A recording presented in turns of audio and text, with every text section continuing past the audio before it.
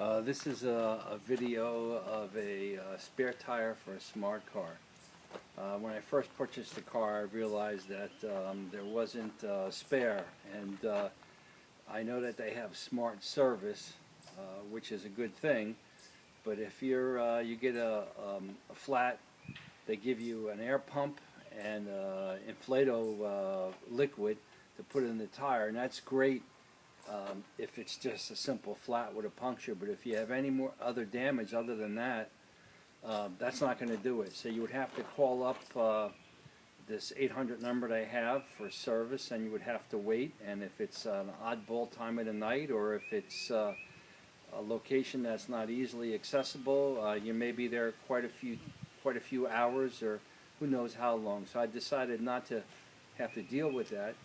And my solution was a simple solution, and I'll show you what I did. Let me open up the back. First thing I did was I went to an oil salvage yard, and I was able to pick up a 15-inch donut tire that they use on cars nowadays. It's a smaller tire. This tire was never driven on, so they still had the little tits sticking out of the tire. And I paid $10 for the tire because they're really not much use for anybody other than a spare. I didn't need the rim because I went online and purchased a rim for a smart car for $65 from eBay. It was a brand new rim. I think it came from California. And what I did was I mounted the 15-inch tire on the smart car rim, which was a steel rim. Now this car has the mag wheels on it that came with it. This is a Passion, so it's got the fancier wheels, and the steel rims that I got from online from eBay was a steel rim, and that was fine with me. I purchased the front one, which was a little narrower, which I wanted, and I'll show you the location what I did.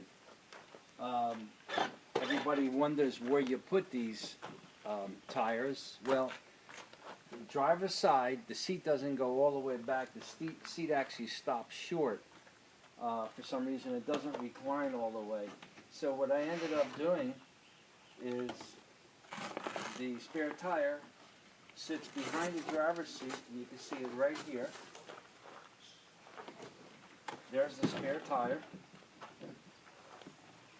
It's a 15-inch donut tire. It says temporary use only. It still has the rubber tits on it, so it never was driven on. You can't see them from that distance, but the tire has never been driven on. I keep the tire clean. I arm roll the tire so it sits behind there and doesn't make anything dirty. It actually sits right in that spot behind the driver's seat. My driver's seat is back all the way, and it's reclined all the way, and there's still plenty of room, as I'll show you. It slips right back there. You don't even see it. This little cover goes like that, and that does it. Now, at the same time, obviously, they don't give you a jack with the car, so I went to the same auto salvage yard, or junkyard as we call them on the East Coast, and I picked up a scissors jack and from a Toyota. Just started looking in trunks. I knew which size I wanted. And the nice thing about it, on the smart car, they have this storage area, and I'm going to open it up.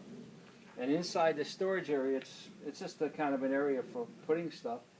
And I was able to pick up this scissors jack. It's probably never been used. And also, along with the scissors jack came this little crank handle, so you can crank the jack up. And it came with a tire iron.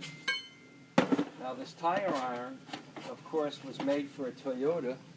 Let me come in closer. This tire iron was made for a Toyota. And what I did was I picked up a 15mm socket, 6-point, as you can see. And I simply welded it to the lug end of the tire iron. So it fits on to the lug bolts on the smart car with enough clearance so it comes out. And I just kind of ground it to smooth out the welds, and I sprayed it. Didn't do a real good job spraying it, but I sprayed it. So this works out great for a tire iron for the car. And so that was my solution to the lack of a spare tire for the smart car. And this sits in there like that.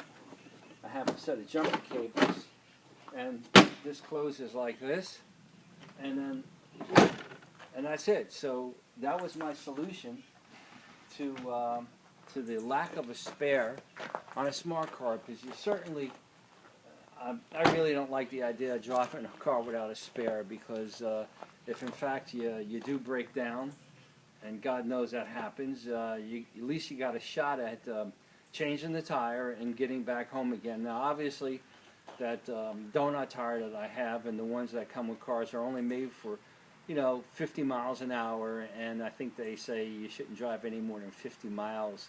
But obviously it's enough to get home and fix the tire that belongs on the car, because otherwise if you get road service, they're going to charge an arm and a leg for a tire and for service, because they don't, unless they have a spare with them, they're not going to be able to do anything either. If you happen to have a blowout or you damage the sidewall, you have to replace the tire. So you're at their mercy. So I truly don't like being in that position. So my solution was go to the junkyard, buy a donut, and you can find 15-inch donut tires around the junkyards. Most of them aren't driven on. This one wasn't. It was $10 for the donut. It was $10 for the jack and the tire iron. That was part of the, when I went there, I showed him I had the donut and I had the tire iron and the jack, and he charged me $10 each. That was $20. And the spare rim that I purchased online was on eBay. It was $65. That was brand new. It was for the front, and the reason why I wanted a narrower one for the front is the back rim is a little wider than the front, and it takes up a little more room, so I wanted to make sure that, in fact, it would fit behind the seat and not be a big tire back there. I didn't want to get another smart rim that was a mag rim, because they are wider. And again, this is only a temporary tire, a spare tire if you get a flat, and to get you back to where you have to go, back home or wherever, so you can resolve the tire issue once you're in your controlled environment of being home and shop around for tires or a tire to replace the one that's flat. So that was my solution. And if there's any questions, feel free to ask. And that should do it for this video.